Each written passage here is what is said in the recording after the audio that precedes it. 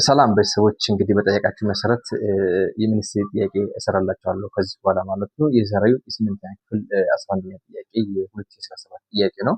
እንደዚህ ይላል። የአባቱ እድሜ የልጁን እድሜ በ27 ዓመት ይበልጣል። ከ14 ዓመት በኋላ የአባቱ እድሜ የልጁን እድሜ እጥፍ ይሆናል። የአባቱ እድሜ ያውኑ ስንት ይሆናል የሚል ጥያቄ ነው ማለት ነው። እስቲ እቺን ጥያቄ በራሳችሁ መንገድ እንድታስቡ አንድ 10 ሰከንድ ሰጣችኋለሁ ማለት ነው። ከዛ በኋላ እንዴት መስራት እንዳለብን አብረን እናያለን ማለት ነው። እሺ ካሰባችሁ ጥሩ ነው። እንግዲህ ይህን ጥያቄ ለመስራት መጀመሪያ ሁለት ባለቤቶች ስላሉ እዚህ ውስጥ አባትና ልጅ ስላሉ እንበል አባት አ ብንል ልጅን ደግሞ ሊ ብንል ሁለት አረፍተ ነገሮች አሉ። ይሄ ሁለት አረፍተ ነገር በጥያቄ ወይ ደግሞ ወደ ኢኩዌሽን እንቀይራለን ማለት ነው። የመጀመሪያው ምንድነው? የአባቱ እድሜ የልጁን እድሜ በ20 ዓመት ይበልጣል ማለት ወደ ኢኩዌሽን ሲቀየር አባት እኩል ይሆናል ልጅ ሲደመር 20 ይሆናል ማለት ነው። ወደ ሁለተኛው አረፍተ ነገር ስንሄድ ደግሞ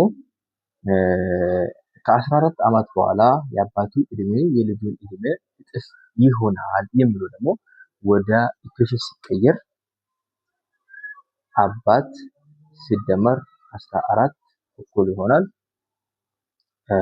ልጁ እጥፍ ማለት ሁለት ልጅ ይሆናል ማለት ነው። ሁለት አረፍተ ነገር አየን። እንግዲህ ሁለት አረፍተ ነገር ወደ ተመሳሳይ ስንቀይር እቺኛው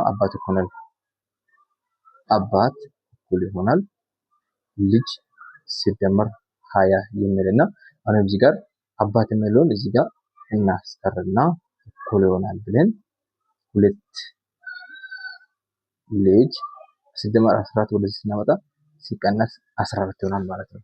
ከዛ ሳይመልተንስ እንሰራለን ማለት ነው። ይሄን ጥያቄ ሳይመልተንስ ማለት ለምሳሌ አባት እኩል ነው ልጅ ሲደመር 20 የሚለውን ወደ ሁለት ተመሳሳይ ለማምጣት እቺኛውን በሁለት ብናባዛ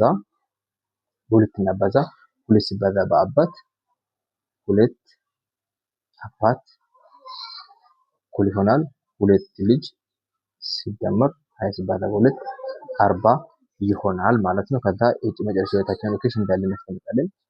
አባት እኩል ይሆናል ሁለት ልጅ ሲቀነስ 14 ከዛ ወደ ታች እንቀንስ እስቲ ወደ ታች ስንቀንስ ሁለት አባት ሲቀነስ አንድ አባት ስንት አባት ይመጣል? አንድ አባት እኩል ይሆናል ሁለት ልጅ ሲቀነስ ሁለት ልጅ ማንም አይቀርም 40 ሲቀነስ 14 ደግሞ 40 ሲቀነስ 14 ማለት ደግሞ አባት እኩል ይሆናል 40 ሲቀነስ ሲደመር 14 ስለዚህ አባት ስንት ነው ማለት ነው? 54 ይመጣል ማለት ነው። እስቲ እንየው። ኤ ላይ 27 አለ፣ ቢ ላይ 40 አለ፣ ሲ ላይ 41 አለ፣ ዲ ላይ 54 አለ። ስለዚህ መልሳችን ሊሆን የሚችለው ዲ 54 ይሆናል ማለት ነው። እንደዚህ የሚመስል ጥያቄዎችን የሶስተኛ ክፍልም የ8ኛ ክፍልም የ6ኛ ክፍልም እንድሰራላችሁ ከፈለጋችሁ ኮሜንት አድርጉኝ። ከተመቻችሁ ቪዲዮውን ፎሎ አድርጉ፣ ሰብስክራይብ አድርጉ። እንደዚሁ እስከ 12ኛ ክፍል አብረን እየሰራን እንቀጥላለን ማለት ነው። በጠየቃችሁ መሰረት ነው የሰራላችሁ። አሁንም የ12ኛ ክፍልም የ6ኛ ክፍልም እንድሰራላችሁ ከፈለጋችሁ ኮሜንት አድርጉኝ፣ ቪዲዮውን ሼር አድርጉ፣ ፎሎ አድርጉ፣ ሰብስክራይብ አድርጉ። አመሰግናለሁ። ቻው